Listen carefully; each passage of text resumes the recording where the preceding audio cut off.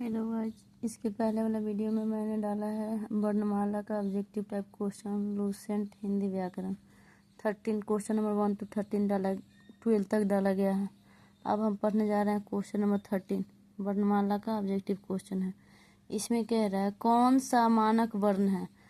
Option A कह रहा है ख, ऑप्शन बी कह रहा है ध, ऑप्शन सी कह रहा है झ, ऑप्शन डी कह रहा है भ।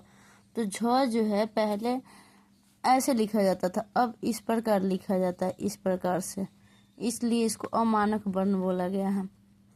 हो गया, ये पूछा गया है बीएड में 1999 में। क्वेश्चन नंबर 14 कह रहा है क ग ज फ। क्वेश्चन नंबर 14 क ग ज फ ध्वनियाँ किसकी है। ये अरबी फारसी की ध्वनियाँ हैं और इसके नीचे देखेंगे ध्यान से कि नुक्ता लगा हुआ है। क में, ग में, ज में, फ में नुक्ता लगा हुआ है। यानी ये ना संस्कृत का है, ना अंग्रेजी का शब्द है, ना दक्षिणी भाषा, ये अरबी फारसी के शब्द है, नुक्ता के साथ प्रयुक्त होता है। यहाँ पे दिखाएंगे नुक्ता वाले शब्द, यहाँ पे है, क्या है, अ क ख ग ज फ, ये सारे नुक्ता वाले शब्द हैं। इसे इतना सारा अक्स लिखेंगे, अजब, अजीज, अदालत, ये सब में नुक्ता लगा है। कलम लिखा गया है, कहर, ये सारे अरबी फारसी के शब्द है।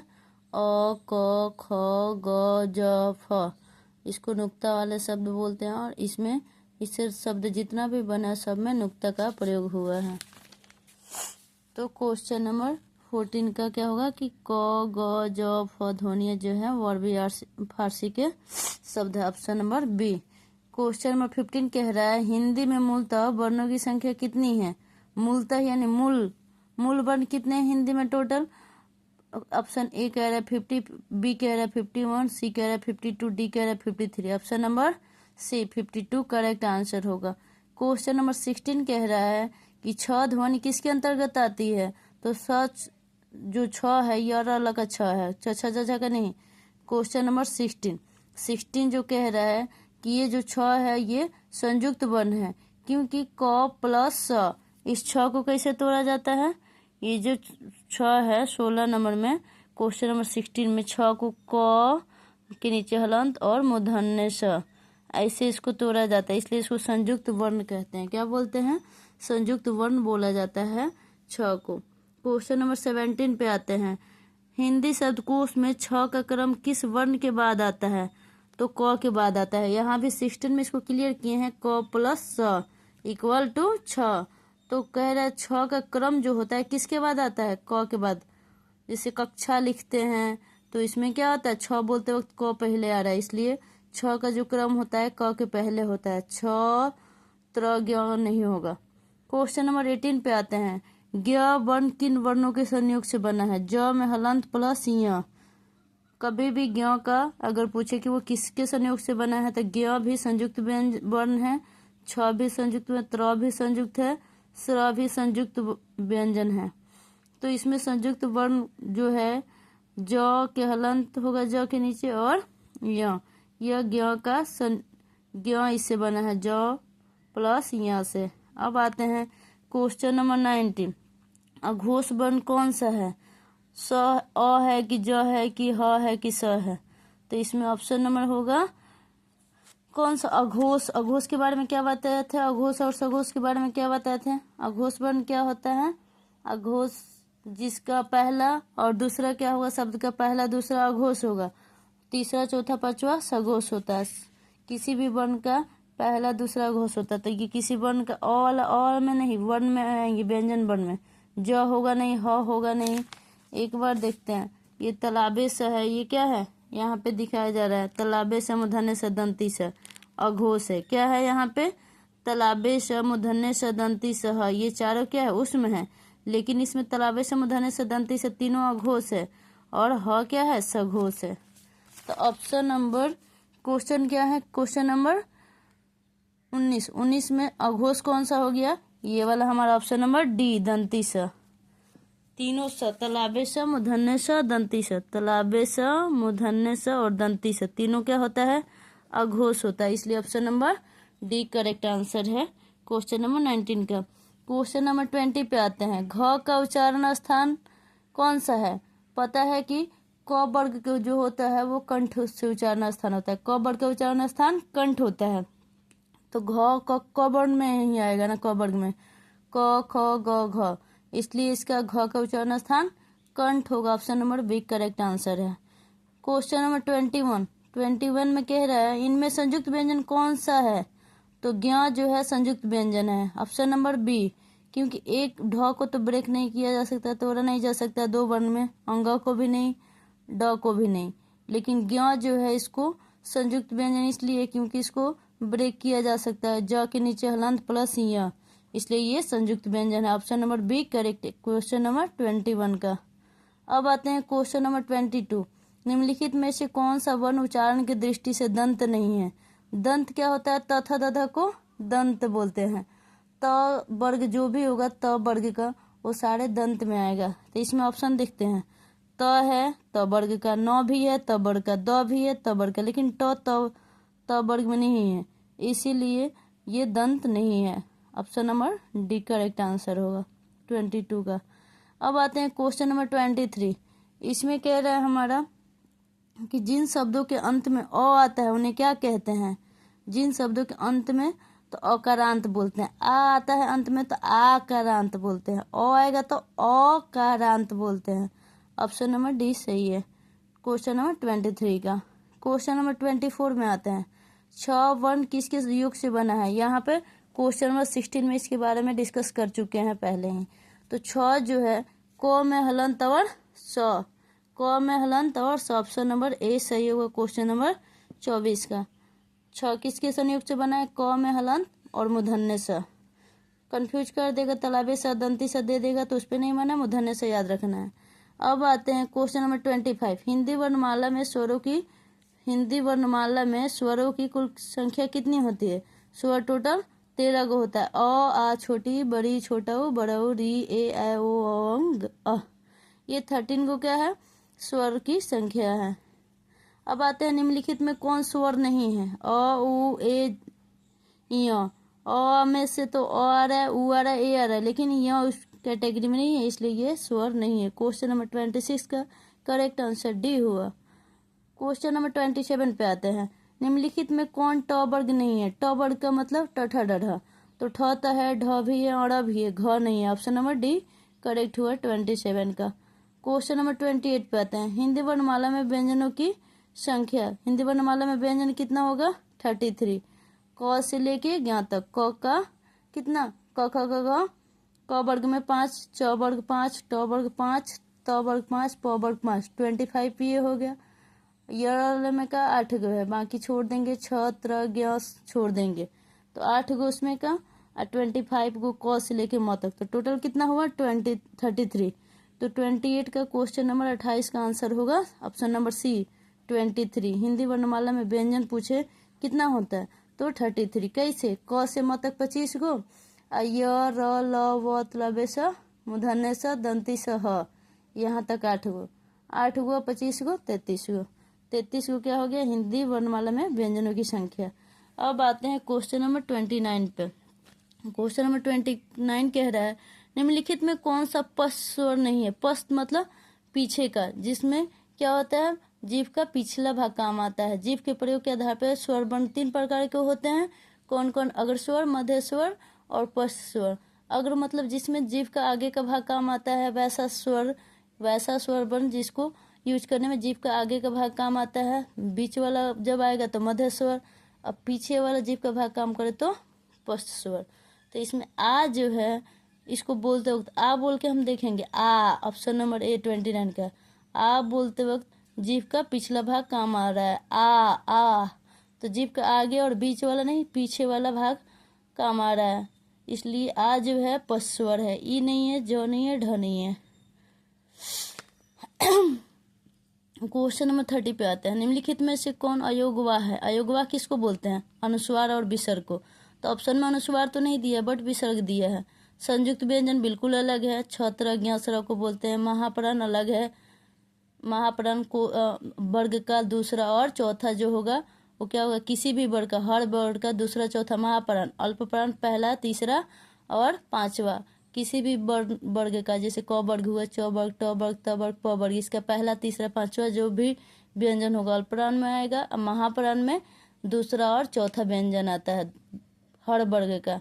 विसर्ग एक है जो अयोगवा है, और कौन है? अनुस्वार और विसर्ग क्या कहलाते हैं? अयोगवाह कहलाते हैं। तो ऑप्शन में अनुस्वार नहीं दिया है, तो क्वेश्चन 30 का ऑप्शन नंबर ए करेक्ट है, विसर्ग। आगे है क्वेश्चन नंबर 31। छ ध्वनि का उच्चारण स्थान है। छ छ छ ज झ किस में आता है? तालु में आता है, तालव्य में। यानी कह रहा है कि च वर्ण का उच्चारण, च वर्ग का उच्चारण स्थान क्या होता है? तालु होता है, तालव्य होता है। तो छ छ छ ज झ के अंतर्गत आता है, इसलिए इसका answer option number C correct है, तालव्य। छ छ ज झ जो आएगा वो तालव्य में आता है, तो छ आ गया, तो ये तालव्य में आ गया। दंत में तो तथा दादा था, ओष्ठ में पफा ब आता है, र और लवर तस्य में आता है। क्वेश्चन नंबर 32 पे चलते हैं। निम्नलिखित में से कौन एक संयुक्त व्यंजन नहीं है? तो छ तो है, क प्लस स, मूर्धन्य स है, नहीं है। त्र भी है, त प्लस र, ज्ञ भी है, ज प्लस य। लेकिन ऑप्शन नंबर बी 32 का क्वेश्चन नंबर 32 में ऑप्शन नंबर बी जो है मूर्धन्य स, ये संयुक्त व्यंजन नहीं है, क्योंकि ये सिंगल ही है, इसको ब्रेक करने के लिए दो वर्ण की जरूरत नहीं पड़ती है। क्वेश्चन नंबर 33 पे आते हैं। तालव्य व्यंजन है, छ छ ज झ को क्या बोलते हैं? तालव्य। च वर्ग तालव्य तालु से होता है। ऑप्शन नंबर ए करेक्ट हुआ 33 का। क्वेश्चन नंबर 34 पे आते हैं। य र ल व किस वर्ग के व्यंजन है? य र ल पूछ रहे हैं, तो य र ल 4 गो होता है। क से म तक स्पर्श व्यंजन होता है। य र ल व अंत अस्त व्यंजन, ऑप्शन नंबर सी सही होगा। य र ल व अंत अस्त व्यंजन है, ऑप्शन नंबर सी करेक्ट होगा। क्वेश्चन नंबर 34 का ऑप्शन नंबर सी करेक्ट है। आते हैं क्वेश्चन नंबर 35। अनुनासिक का संबंध होता है। अनुनासिक, अनुनासिक यानी जो किसी भी वर्ण के ऊपर जो बिंदु डॉट दिया जाता है उसको अनुनासिक बोलते हैं। सॉरी, किसी भी बिंदु के किसी भी वर्ण के ऊपर जो एक चांद जैसा देते हैं, जिसको हम चंद्र बिंदु बोलते हैं, उसी को अनुनासिक बोलते हैं। अनुनासिक किसको बोलते हैं?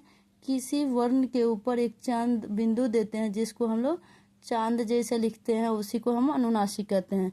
तो इसका जो ये होता है, ये सिर्फ मुंह से इसका कह रहे हैं कि नाक को हवा के नाक के मुंह से निकलने के आधार पर स्वर वर्ण दो होते हैं। एक होता है निर्नुनासिक, एक अनुनासिक। तो निर्नुनासिक में सिर्फ क्या यूज होता है? केवल मुंह से और अनुनासिक में नाक और मुंह दोनों से हवा निकलती है। इसलिए 35 का क्वेश्चन नंबर सी सही हुआ। सॉरी, इसके पहले एक्सप्लेनेशन में थोड़ा सा मिस्टेक हुआ।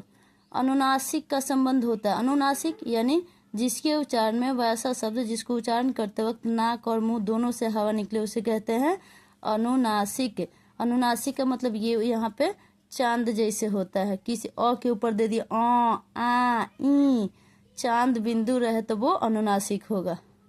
ठीक है। और निर्नुनासिक में सिर्फ हवा किससे निकलता है? नाक से नहीं निकलेगा, ओनली मुंह से। निर्नुनासिक यानी नाक नहीं रहेगा, नासिक नहीं रहेगा। नासिक यानी नासिका मीन्स नाक। अनुनासिक यानी जिसमें नाक और मुंह दोनों से हवा निकले, वो अनुनासिक। तो क्वेश्चन नंबर 35 का ऑप्शन नंबर सी करेक्ट हुआ। नाक और मुंह दोनों से अनुनासिक का संबंध है। क्वेश्चन नंबर 36 पे आते हैं। अनुनासिक व्यंजन कौन से होते हैं? अनुनासिक व्यंजन यानी वर्ग का 5 अक्षर, अंग हो गया, य हो गया, अड़ा हो गया, न हो गया, म हो गया, ये वर्ग का 5 अक्षर होता है, वो अनुनासिक होता है। उसको बोलते वक्त नाक और मुंह दोनों से हवा निकलती है। अंगा य, तो इसका नाक से ज्यादा, इसलिए अनुनासिक। नासिक यानी नाक, नासिका। अब आते हैं क्वेश्चन नंबर 37। हिंदी वर्णमाला में स्वरों की संख्या 11, अगर अंग और अ को छोड़ दे तो 11। Option number C correct. Option में तो 13 नहीं है, यहाँ पे 8, 9, 11, 14, तो 8 तो होता नहीं है कहीं पे भी। 11, 13 मिल सकता है, तो 11 हो सकता है। अगर पूरा लिया जाए अह तक तो कितना होगा? 13। ऑप्शन में 13 नहीं, इसलिए 11 सही होगा। Option number C question number 37 का। क्वेश्चन नंबर 38 पे आते हैं। कंठोस्थ्य ध्वनि का उदाहरण। कंठोस्थ्य का मतलब होता है कंठ और ओठ। कंठोस्थ्य मतलब कंठ और ओठ, ओष्ठ, कंठ और ओष्ठ। तो इस क्वेश्चन नंबर 38 में कह रहा है कि कंठ और ओठ किस में आता है? कौन ऐसा वर्ड है? तो कंठ ओठ की जरूरत पड़ती है। क है, क तो होगा नहीं, वो तो कंठ होगा, त होगा नहीं, क्योंकि त तो दंत में होता है। उसके बाद है ए, तो ए ही सही होगा। ए बोलते वक्त क्या होता है? ए का तो कंठ तालु होता है, इसलिए ऑप्शन नंबर ए करेक्ट होगा। ओ कंठ का विचार, कंठ और ओष्ठ, कंठोष्ठ्य। क्वेश्चन नंबर 38 एक होगा, एक का जो उच्चारण स्थान होता है ऑप्शन नंबर बी का बता रहे हैं कि क्वेश्चन नंबर जो 38 है उसका ऑप्शन नंबर बी का आंसर होगा कंठ प्लस तालु। सी का होगा कंठ, डी का होगा दंत। बच गया ऑप्शन नंबर ए ओ का जो उच्चारण स्थान होता है कंठ और ओष्ठ दोनों होता है, यानी कंठ और ओष्ठ को जोड़ेंगे तो क्या हो जाएगा कंठोष्ठ्य। क्वेश्चन नंबर 39 पे आता है भाषा निर्माण की इकाइयों का सही अनुक्रम है। ऑप्शन नंबर डी करेक्ट होगा 39 का। ध्वनि, ध्वनि से क्या बनता है शब्द, शब्द से क्या बनता है पद, पद से क्या बनता है वाक्य, और वाक्य से क्या बनता है भाषा। ठीक है, ऑप्शन नंबर डी करेक्ट 39 का। क्वेश्चन नंबर 40 पे आता है निम्नांकित में से उच्चारण स्थान के आधार पे कंठ से लेकर मुख विवर में उच्चारित व्यंजन ध्वनि का सही क्रम। कंठ से लेके मुख विवर तक, यानी क ख ग घ क वर्ग कंठ, च वर्ग तालव्य, ट वर्ग वर्तस्य मूर्धा भी उसको बोलते हैं, त वर्ग दंत्य, ओष्ठ्य प वर्ग को बोलते हैं। ये लाइन बाय लाइन क्रम के अनुसार है कंठ से लेके ओष्ठ तक। ये सारे स्पर्श व्यंजन कहलाते हैं क से लेके ओष्ठ तक वाले। आते हैं क्वेश्चन नंबर 41। इसमें क्या है प्रयत्न के आधार पर ल किस प्रकार की ध्वनि है, पाशर्विक है, उत्क्षिप्त है, प्रकंपित है या क्या है संघर्षहीन है। ल क्या है, ल किस में आएगा, ल होगा पाशर्विक। ल किस में आएगा पाशर्विक में आएगा। ल किस में आएगा पाशर्विक। यहाँ दिखाते हैं ल को, यहाँ लिखा गया है ल जो है पाशर्विक है। ल क्या है पाशर्विक है। य व को अर्धस्वर, र को लुंठित और ल क्या है पाशर्विक। ये लुसेंट का हिंदी व्याकरण है। ल क्या है पाशर्विक। तो क्वेश्चन नंबर जो हमारा 41 है 41, तो प्रयत्न के आधार पर ल जो है वो पाशर्विक है। कौन सा है, ऑप्शन नंबर ए करेक्ट है 41 का।